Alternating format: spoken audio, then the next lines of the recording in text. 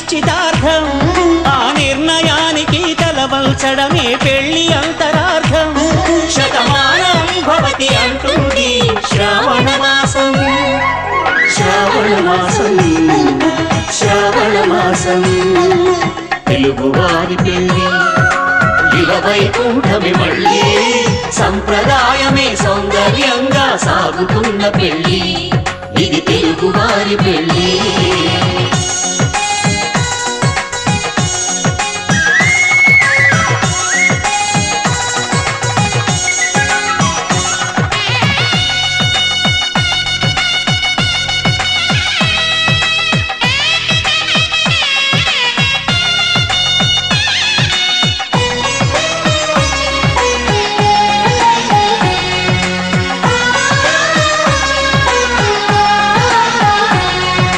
మంగళకరమే